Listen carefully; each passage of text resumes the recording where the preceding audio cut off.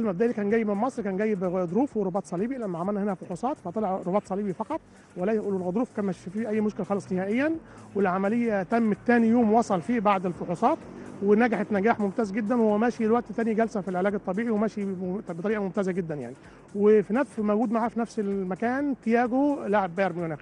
احنا ماشيين في خطوات الجلسات الطبيعي، هي المفروض تكون هنا لمده شهر الاول، وبعدين هيقرر النادي الاهلي اذا كان يستمر هنا او يستمر في مصر او يستمر في مكان اخر، لكن هو الافضل ليه هو يستمر هنا في اسبانيا ان شاء الله، لان هيكون تحت اشراف الناس اللي هم عارفين بالحاله كامله من البدايه للنهايه. هو عشان يرجع الملعب ان شاء الله خلال 5 شهور ان شاء الله. طبعا اول ما قابلناه في المطار وعرف ايه طبيعه الدكتور، لان الدكتور ده من افضل الدكاتره، والدكتور ده كان موجود معنا في منتخب كاتالونيا لمده 4 سنوات، فانا عملت توصيه من نادي برشلونه ومن الاتحاد الكتالوني ومن لجنه التحكيم على عمرو بالنسبه للدكتور، وهم قايمين بالواجب وبزياده. المعلومه ان انا بقالي سنين طويله بحاول اصححها في الاعلام المصري، ان اي لاعب بيصاب في مجال الرياضه بيطلع على المانيا مباشره، كان المانيا هي الافضل في مجال علاج الاصابات الملاعب، وده غير صحيح بالمره. الدوري الاسباني والدوري الانجليزي هم فيهم اغلى لاعبي العالم، عمرنا ما سمعنا لاعب بيطلع من هنا على المانيا او من انجلترا على المانيا، بالعكس الكل بيجي على اسبانيا على برشلونه. الدكتور مبسوط جدا من العمليه، لان هو بعد التشخيص الاولي والمبدئي والنهائي بطبيعه الحال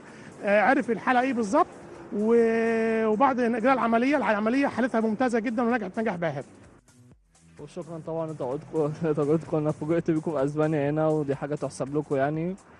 لا هو الحمد لله يعني، انا من اول يوم جيت هنا طبعا النادي الاهلي كلم الدكتور بتاع اسبانيا الدكتور كوجات وطبعا وظبطوا مع هنا طبعا الناس من احد الناس اللي بتخدم النادي الاهلي هنا والمصريين عموما، طبعا دكتور كرم شغال لنا ليه 27 سنه. خدني من اول يوم هنا، طلعنا على المستشفى انا وهو الدكتور خالد محمود، عملت الفحوصات الطبيه بتاعتي وخدنا ميعاد العمليه كان تاني يوم، ورحنا الحمد لله تاني يوم عملنا العمليه والحمد لله ده عدى اول اسبوع في العمليه، وببتدي دلوقتي مرحله العلاج الطبيعي في المستشفى. يعني العمليه صعبه مش سهله طبعا، ولازم الفتره الجايه تدوس على نفسك تستحمل شويه، وده امر طبيعي ومش مفيش حاجه هتبقى ناقصاك يعني.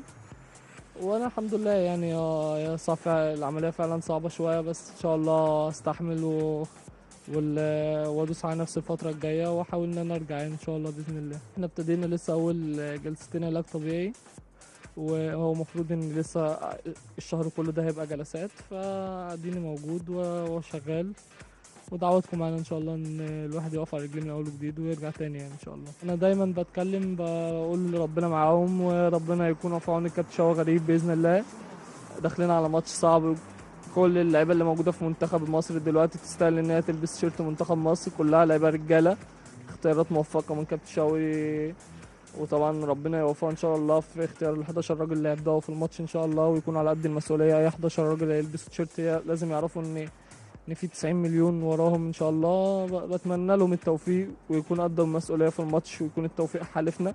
انا متاكد ان هم هيبقوا قد المسؤوليه وهيبقوا رجاله، وتوفيق الكابتن شوقي باذن الله. احنا في مرحله صعبه بنمر بيها في الكره المصريه، فان شاء الله هيبقى ماتش كويس ويكون الحظ حالفنا، وان شاء الله نتعدى الماتش ده باذن الله. كلمة من عمرو جمال لمهاجمين تحديدا، لمهاجمين اللي هيلعبوا الماتشين الجايين في منتخب مصر، تحب تقول لهم ايه؟ والله انا يعني اعتبر اصغر سنا فيهم، انا ما اقدرش. اللي موجودين دلوقتي ناس فيهم كابتن عماد متعب، احسن فيروز على مدار اخر 10 سنين في مصر.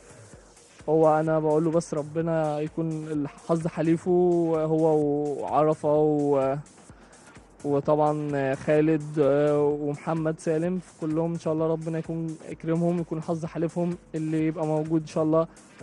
دعواتنا كلنا مش انا بس، كل الناس هتبقى معاه ان هو يساعد المنتخب الفترة دي ويقدم ان شاء الله مستوى ان شاء الله اللي يخليه يأهلنا ان شاء الله في افريقيا باذن الله.